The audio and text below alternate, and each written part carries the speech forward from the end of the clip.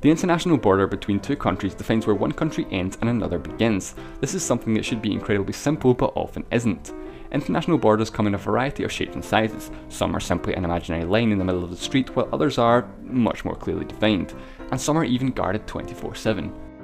But before I begin, I need to quickly define a couple of terms: enclave and exclave.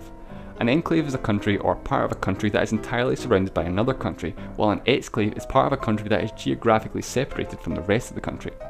In this example, country A is an enclave of country B because it's totally surrounded by it. In this next example, Y is an exclave of country A. Exclaves aren't necessarily always enclaves too, either because they have more than one border or because they have a coastline. Or both.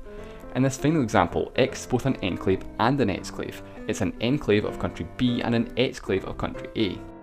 There's 3 countries in the world that are enclaved by another country, the first of which is the Vatican City, home of the Pope and the smallest country in the world, which is an enclave of Italy. And Italy apparently loves enclaves because it also has the country of San Marino enclaved within its borders. But if that's not enough to convince you Italy loves enclaves, then take a look at Campione d'Italia, an Italian exclave which is an enclave within Switzerland.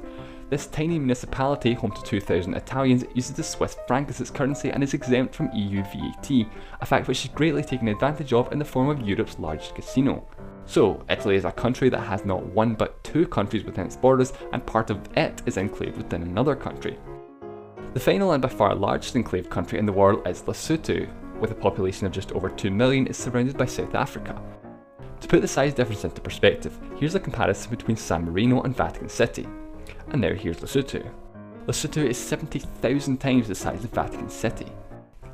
Now, a country within a country is all very well and good, but it's not exactly that complex. So let's take things up a notch. We've looked at enclaves, now let's look at enclaves within enclaves, also known as counter-enclaves or second-order enclaves. Now, I'm not talking about country A within country B within country C. While that would be an enclave within an enclave, there's no examples of that in the world. I'm talking about country A within country B within country A. Once again, there's 3 examples, the least complex of which is in the Middle East and the border between the United Arab Emirates and Oman. Here we can see a United Arab Emirates exclave, which is an enclave of an Omani exclave, which is itself an enclave of the United Arab Emirates. And this is the least complex of the 3 examples. Next we move over to Europe, where things start to get a bit ridiculous with the border between the Netherlands and Belgium and the interlocking municipalities of Barl-Nassau and Barl-Hertog, which is a little something like this. In total, there are 22 Belgian enclaves and 8 Dutch enclaves, 7 of which are counter-enclaves. But these aren't just imaginary lines. Every single inch of the border within the town is clearly marked, letting you know which country you're in. And the border passes through just about anything. It passes through streets, so next door neighbours may not be living in the same country. House numbers clearly indicate which country the residents are living in. It also passes through shops, where you might select your items in one country and pay for them in another. Restaurants and cafes, where different tables are in different countries. Car parks, making it possible to legally park in 2 countries at the same time. And even people's houses. Some residents of Barl wake up in the Netherlands and make their breakfast in Belgium. But which country do these people live in if the border passes right through their house? Well, the answer is very simple. Wherever your front door is, that's what country you live in. Well, it's simple unless you live in this house, in which the border passes directly through the front door. This is the only house that's part of both countries. It has 2 doorbells, one for each country, and 2 house numbers because it has 2 addresses. Before 1995, the borders weren't marked and were left vague. This caused an unfortunate situation for a Belgian man living in Belgium. Or so he thought, but in 1995, when the border was accurately marked, it was revealed he was actually living in the Netherlands, not Belgium. Legally at this point, he would have to change his address over to the Netherlands, but unwilling to go through the bureaucratic nightmare of having to change which country he pays his taxes to and change which company provides his utilities, he decided against it. He decided instead to move his front door. Genius.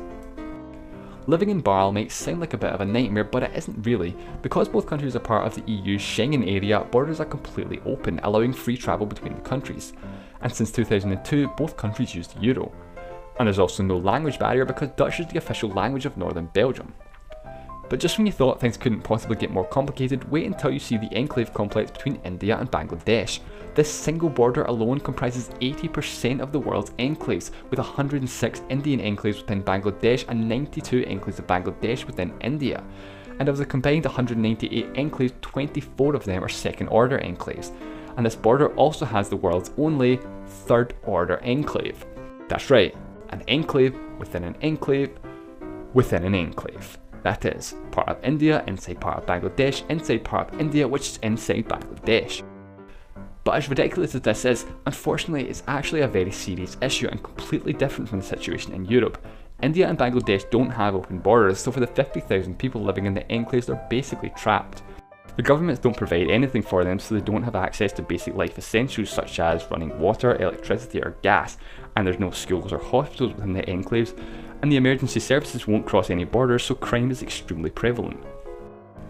In 2011, the governments of both countries agreed to sort out the enclaves by swapping land, but more than 2 years later and still nothing has changed. However, some small progress has been made. The Team Bia corridor, a narrow strip of Indian land separating the largest Bangladesh enclave from the mainland, has been leased to them by the Indian government, allowing residents to travel to the mainland. Although in saying that, this was first proposed back in 1974 and took nearly 40 years to come to an agreement. Moving away from enclaves now and onto the land that no one wants, which is in the African desert between Egypt and Sudan. Where exactly the border is, however, is debatable. If you ask Egypt, they'll tell you it's here, but if you ask Sudan, they'll tell you it's here. The overlapping border claims create two areas of land, and both countries claim the same land, the Halaib Triangle, leaving the adjacent land unclaimed by both countries. Neither country can claim the land known as Bir Tawil, as they would have to give up their claim to the much more desirable land. If we compare the two pieces of land, the Halaib Triangle is 10 times bigger, has access to the Red Sea and has several settlements and small villages, where Bir Tawil is landlocked and completely uninhabited. The origin of the dispute dates back to 1899, before Sudan was an independent country and was a condominium between the United Kingdom and Egypt known as Anglo-Egyptian Sudan. The border was set at the 22nd parallel. Then, 3 years later, the British drew a new line which they called the administrative boundary, which better reflected the usage of the land. This is because the Egyptian tribe that used the land south of the 22nd parallel and the people living in the Halaib Triangle were culturally more closely related to that of the Sudanese population. Therefore, in 1956, when Sudan became independent, they assumed the administrative boundary was the border, while Egypt assumed it was the 22nd parallel. The triangle is currently administered by Egypt, but most maps simply use a dotted line for the disputed border. Bir Tawil is the only unclaimed land outside of Antarctica. And speaking of Antarctica, this is another place for complex borders. That's right, even a continent with no government or permanent population has international borders. Well, kind of. There are more claims to land than actual borders. Parts of Antarctica are claimed by the United Kingdom, Norway, Australia, France, New Zealand, and this is where things get complicated, Chile and Argentina. The land to the southwest is unclaimed, so basically there's land that's claimed by 3 countries and land that's claimed by no countries at all. The reason no one has claimed it is because of the Antarctica Treaty. Article 4 of said treaty states that the treaty does not recognise, dispute, nor establish territorial sovereignty claims. No new claims shall be asserted while the treaty is in force. The treaty is signed by 50 countries, including all countries that have claims of land on the continent, although Russia and the United States have reserved the right to claim land. This means that any new claims made on the continent will be unrecognised, and basically that all current claimants have no official sovereignty over their claimed land. The final place to look at for complex borders is the island of Cyprus. Now, you'd be forgiven for thinking Cyprus doesn't have any complex borders, or, any borders for that matter, but Cyprus is an absolute minefield of border complexities. The island is split roughly in half by the UN buffer zone, which separate the Republic of Cyprus from the unrecognised self-declared independent country of Northern Cyprus, and then there's the sovereign base areas under British control. But the complications don't end there. We're back to enclaves and exclaves again, with the Northern Cyprus exclave on the northwest coast of the island, and within the eastern sovereign base area of Dhekelia there's 4 exclaves of Cyprus, 3 of which are enclaves, 2 of which are so close they're only separated by a British road. And if we take a closer look right here, we can see the same again, a British road through Cyprus. And this is the only part of the island not split by the UN buffer zone. The British road basically acts as the de facto international border. But it's not actually an international border, because Northern Cyprus is considered occupied territory of the Republic of Cyprus and is almost totally unrecognised as a country. Only one UN member recognises Northern Cyprus: Turkey. Which is unsurprising given that the official name of Northern Cyprus is the Turkish Republic of Northern Cyprus. The cause of the border irregularities go back to before 1960, when the island of Cyprus was a British colony. Then in 1960, when Cyprus gained independence, the United Kingdom kept the land around their RAF bases given their strategic locations just off the Middle East. Then in 1974, Turkey invaded Cyprus and took about 40% of their land. Barriers were built in the middle of the island, which is now guarded by UN peacekeeping forces.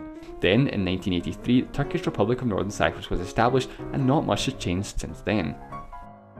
Of course, this is by no means an exhaustive list. There's plenty more complex borders in the world, like the border between North and South Korea, which technically isn't a border because technically it's still at war, or the maritime border between the Diomede Islands, which also happens to be the international date line. Therefore, despite only being 4 kilometers between the islands, there's a 23-hour time difference.